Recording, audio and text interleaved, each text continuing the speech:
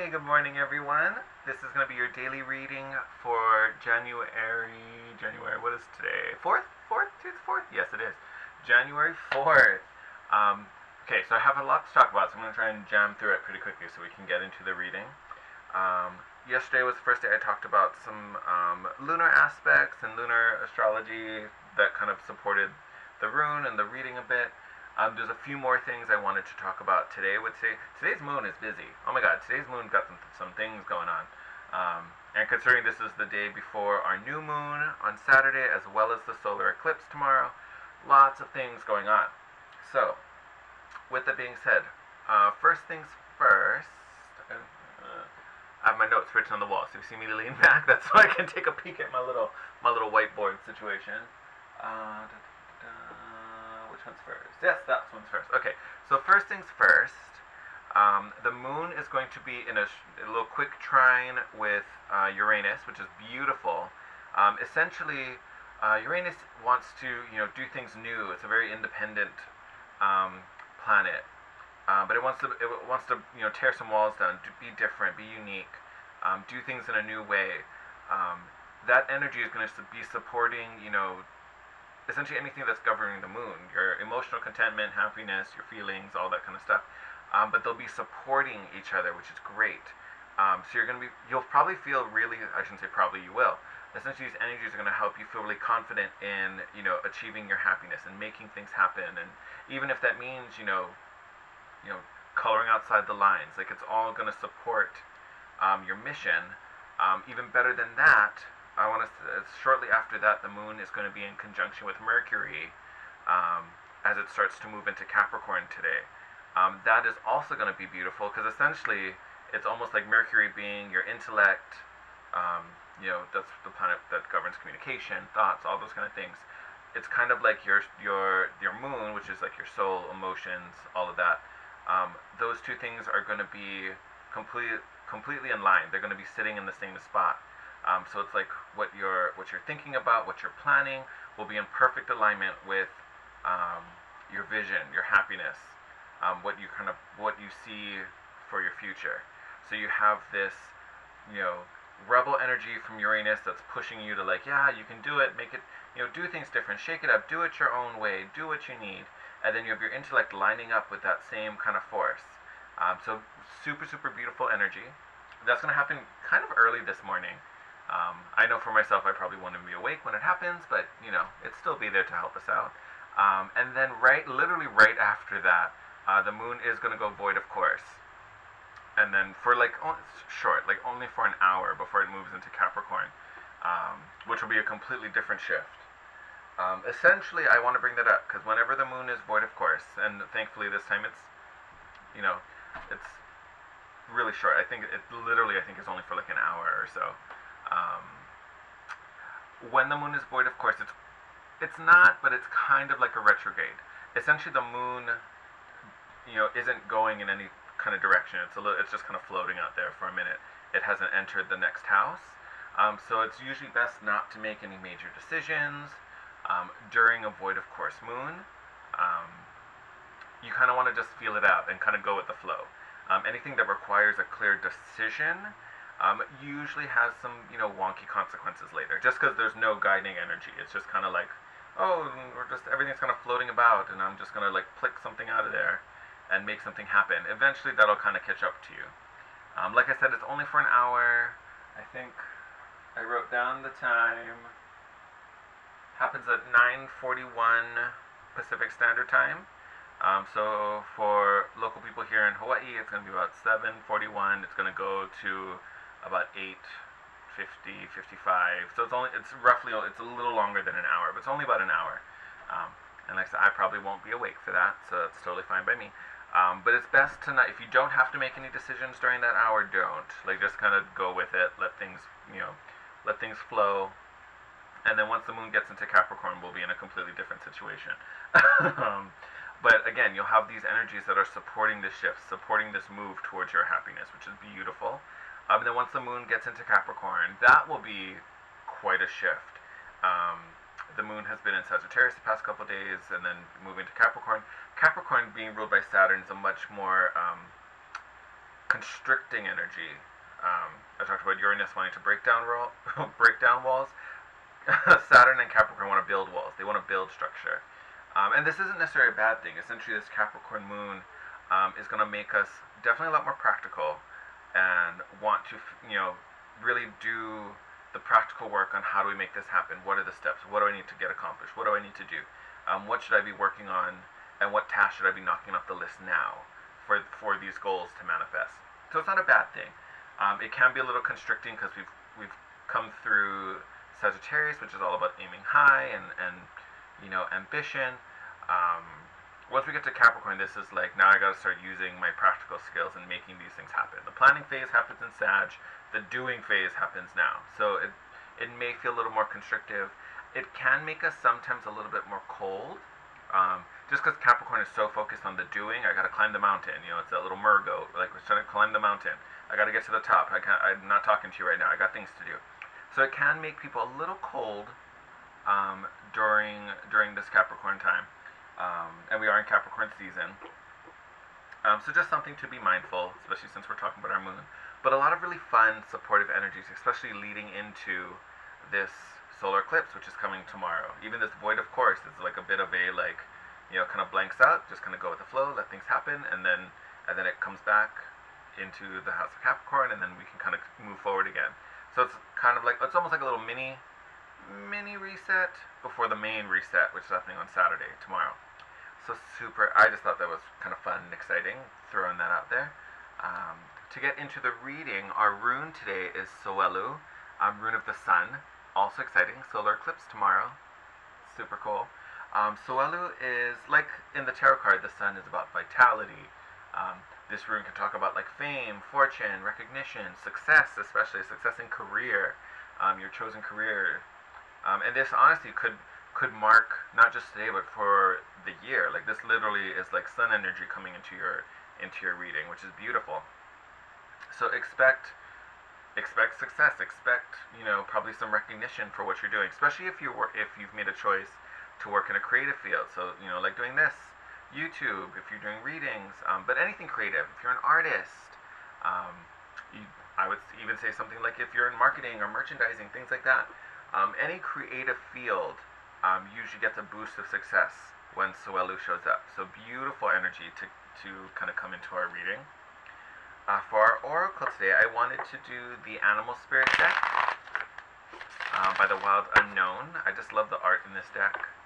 I can't honestly tell you why I wanted to do this deck. It just felt like the right one to use. So we're going with it.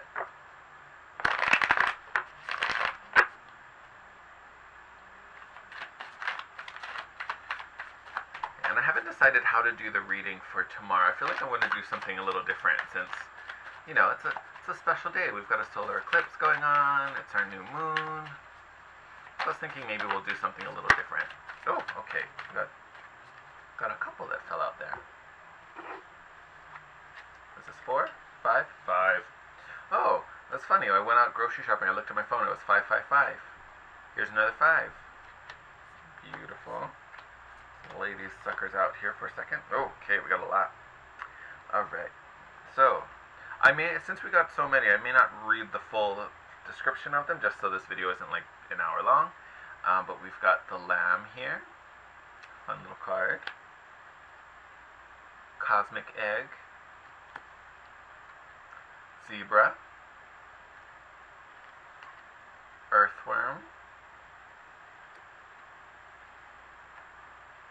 Did I say cosmic egg or golden egg the first time? So cosmic egg here. Golden egg here, in case I mix those up. For some reason I feel like I just mixed them up. Kind of exciting. So essentially these, if you've never used this particular deck, the Animal Spirit by the Wild Unknown, these two cards come from a suit that they've named Spirit. These are kind of like the major arcana from this deck versus the regular elements like earth, fire, and water. So I'm kind of interested to see how that kind of plays out. I always describe, when I talk about like the majors, especially in tarot, I describe them as like these are fated events. These are divinely suited. So you can't get away from these energies. Where these we can kind of shift and play with and manipulate. These are a little more mundane. Where these are universal. So these are kind of like the trump cards in a way. Let's start with them, because I feel like they're going to be pretty fancy. Alright, golden egg. Oh, of course.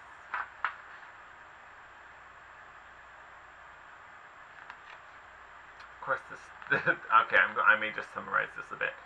So the golden egg, it's a symbol, or it stands for the message at the center of the heart, also called the unstruck sound. The subtle essence of the golden egg is nestled deep within the heart center at the fourth chakra.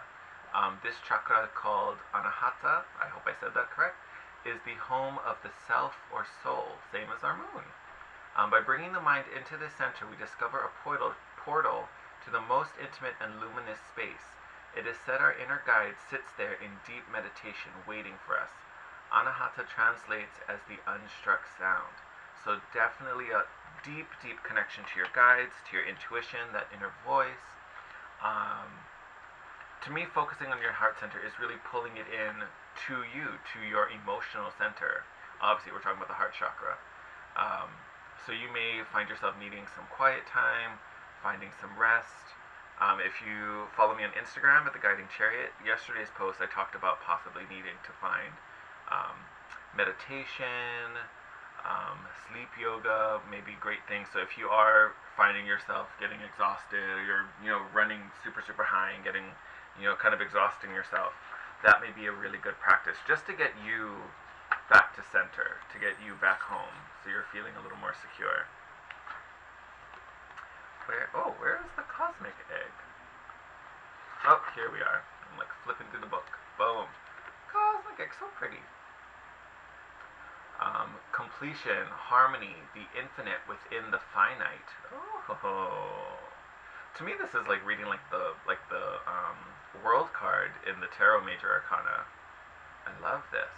Let me read. I'm not going to read the long one. So, subtle essence of the cosmic egg resides at the crown chakra at the top of the head, called the Sahasrara. I totally am butchering that. One of the aims of yoga and meditation practice is to channel energy from the base of the spine upward. Each of the 6 lower chakras plays an important role along this journey, and once the final epicenter of consciousness is activated, it is said to radiate the light of 1,000,000 suns. So funny. So, talked about the previous 6 chakras. We got the card for our heart chakra, which to me is really the border. And I know it's been talked about. I didn't create this thought. I know it's been talked about by tons of people. But the heart chakra, essentially, it's the middle chakra. It's 4. So there's the 3 physical chakras below to the 3 spiritual chakras above, and it sits right at the middle. It's that, transition point as things become physical into the spiritual and emotional. To me, it's really the key. Everything gets funneled through that center point, which is the heart chakra. So to me, it makes perfect sense that we got 4th chakra and 7th chakra symbolized in these cards as we start to channel and shift the focus and the power as it's rising up. I'm also getting major world card vibes, completion, endings, kind of letting go of what holds us and beginning this whole new journey once activated. And having it, I'm just gonna, let's get a hold of the book. Kind of putting the focus on us, putting the focus on our needs, and disconnecting from what is going on around us, what people are saying to us, about us, etc., etc. It's really about bringing it back in to self. Ooh, I love that. That got fun. All right. I feel like this whole reading so far is it's all oracle cards. I want to make our tarot reading kind of short. We'll see. I just don't want to make this video too long. Alright, so earthworm. Boom. So earthworm can be shy, hesitant, reluctant, or I should say reluctant to share your inner vision, which again we're getting in tune with this golden egg. When this energy is balanced, it helps boost intelligence, makes you feel your value and feel valuable. Outside of that, it can be a little self-conscious. Definitely that shyness comes up, being a little apprehensive about things. Best way to counteract that is really to speak up and kind of the book says risk embarrassment, and I wouldn't necessarily say you're putting yourself out there expecting for that to come, but you know, just being brave and courageous enough to be like, hey, you know what, I'm safe, I'm not in danger here. You know, if I trip up on something, so what? I tripped up. Meh. It's not the end of the world. I'm not gonna get hurt. No one's gonna like throw a rock at me. I think it's fine. I would say don't be intimidated, because honestly, this journey, like especially going into your heart center, elevating it to, you know, your crown chakra, you know, it's a vulnerable spot. You have to be really honest with yourself. So to me, I'm feeling that card coming up as don't let that scare you. Don't let that vulnerability. Don't let that, you know, honest connection to you, really, because no one's coming along for that ride except for you. No one's gonna know what's going on, right? It's all happening inside of you. So don't be afraid to really tap into that and embrace it, because there's literally no one's going to be there knowing what you're thinking, so unless you tell them, which shouldn't be an embarrassing thing either, because we're just being honest about what you need and what we feel. The lamb, symbol of peace. It can be very prophetic, very patient for sure.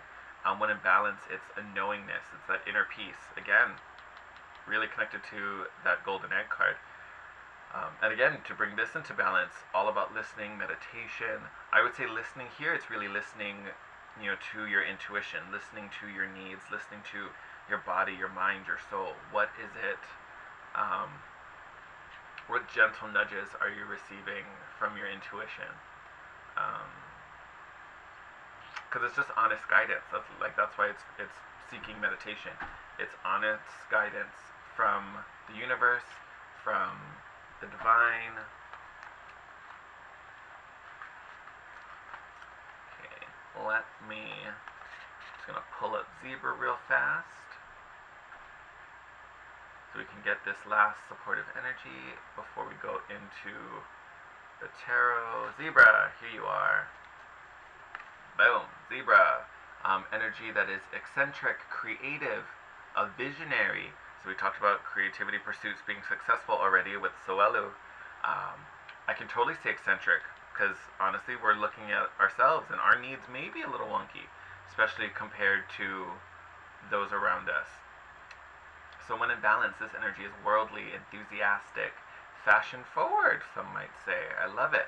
To bring it to balance, go on an adventure, practice your art. Again, this is super creative, and I feel like it could be a little offbeat, could be a little funky, could be a little interesting. But again, look at everything else we talked about. Going within your heart center, elevating it, you know, not being hesitant to be true, being honest about your needs. So if that means get a little crazy, get a little crazy. Go for it. We're worried about our own needs and our own values. If someone else doesn't like it, then they can go look another direction. That's on them. I love that. Okay. I'm going to wrap up today's reading. This is the Starman Tarot, which I love. It has like this collage style, which I'm all about. I've talked about my favorite deck, which is, well, I should say my favorite tarot artist, which is Eric Dunn, or Dunn, I don't know how you pronounce his name, but I love his stuff. And he also has a kind of like collage-y style to his cards. Like, I'm all about it.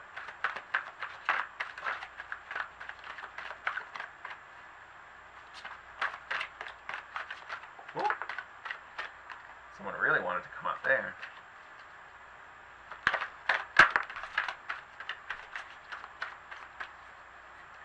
Okay, let's start here. What do we get? Ooh, I love it. All right. So first card out was the Prince of Swords in reverse. In reverse, I think is a big thing. So to me, that says a couple of things, honestly. I think here could be, normally the Prince of Swords is a really fast-moving energy. It's a really, could also be very impulsive and just kind of driven to, you know, seek out and go quest. In reverse, it could mean that, you know, you're a little hesitant to move, you're a little reluctant to move, because again, this is a fast-moving energy. So I would say it's either not moving as it should, you know, you're not kind of getting involved and being part and taking that action, or it's too impulsive and it's kind of being driven by emotion. where you're just kind of moving, but you don't have a direction. Like you're just kind of going all over. The key with the Prince of Swords, especially in the upright, is it's swift and direct. Like he's traveling in a straight line. This prince is either not moving or just going all over the place and not really getting anything done. It's a misguided energy. To clear that out, and again, like we talked about, going to that heart center, to clear that out is to find your Ace of Swords, find your truth. This is the needle on the compass pointing you forward. This prince either doesn't know where to go, or it's too scared to make that commitment, so it's sitting on its ass, or is just running for the sake of running. It doesn't have a compass point. Here is your compass point. Find your truth. Find your center. This is what's going to guide you, going within. And look, we also have the Lover's card. So it could be a Gemini. Again, Gemini ruled by Mercury, planet of communication. What are we talking about? This could also be a reunion of sorts. You know, this could be where you're moving to. You could be moving towards this soul connection. You could be moving towards reunion with, you know, a partner, whether it's romantic or not. I always see the Lovers more as a reunion. It's like the two matching stars coming together. Not necessary. It doesn't always have to be romantic, but it usually is. But it's not a necessity. Few more cards. Oh, look at this. So 8 of Wands in reverse. Card of communication, card of speed, card of, you know, quick, sudden, you know, it's like the lightning flash. So that's telling me this Prince of Swords not moving, because you've also got another card of speed that's been reversed. So not moving, hesitant to move, scared to move, or just not sure where we're going. So instead of trying things, we're just going to sit down. Find that Ace of Swords for yourself. Find that truth. And look, got the Lovers, also got the Two of Cups. Another soul connection card, another pairing. 2 cups, 2 lovers. So honestly, to me, this is where that truth lies. Finding the counterpart. Finding the counterpart. That's all I can think of right now is find the counterpart. Even this Ace of Swords, you can notice there's like this mirrored image, this mirrored background in it. It's kind of like you're one, and there's another match out there. How do we get closer to this match? What does this match embody? Because essentially, once we know what we want this energy to be, we need to become the match so that we just naturally gravitate towards each other. And look, bottom of the deck right now, King of Swords. This Ace energy carried in the Prince and elevated in the Sword. Carried in the Cosmic Egg, or carried in the Golden Egg, elevated in the Cosmic Egg. So there's this high level of planning and logically focusing our intentions.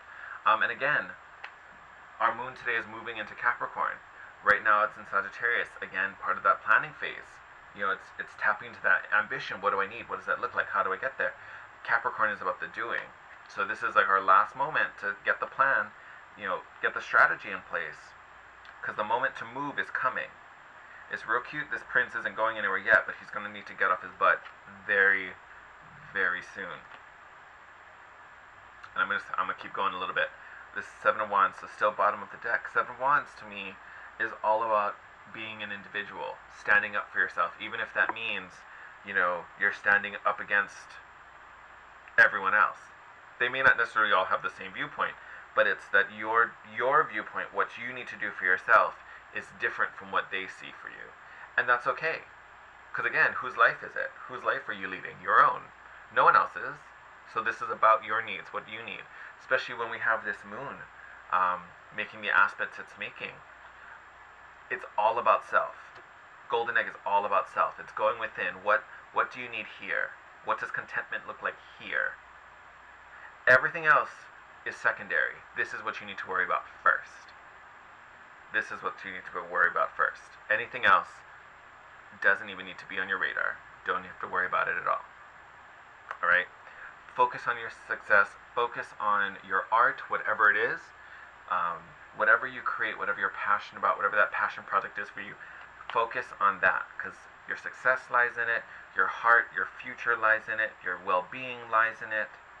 And eventually, once you find your truth in that, this energy is going to dissipate and you're going to move forward. Because Capricorn season is going to be like, okay, so now we know what we're doing. Let's go do it. We're going to go. Get off your butt. Let's climb the mountain. Let's make this happen. We're going to make this a reality. And again, Lovers and Two of Cups. I think for a lot of us, definitely working on a soul connection here. It may not necessarily happen tomorrow, but this is kind of what we're working towards. This is the beacon. You know, we've set up things so we're becoming this match. We're becoming this counterpart, because we have the mirror image here, we have the two lovers, we have the two cups, all about creating that match. You know, doing things our way, because we've now reached that vibration. Awesome. Awesome energy. Just know a bunch of success is coming your way, bunch of good fortune. Love, love, love this for everyone, including myself. All about it. With that said, I will wrap up here. Again, if you want to share anything with me, communicate to me, all that information is down below. You can either leave me a comment, which I always do my best to respond to, DM me on Instagram at The Guiding Chariot. My professional email is down there as well, especially if you want to book a reading. As always, hit the thumbs up if you like this video. Subscribe if you're not already subscribed to the channel, especially if you like this content, so you can be notified when my other videos come up. I love you guys. Take care, and I will see you tomorrow. Have a good one.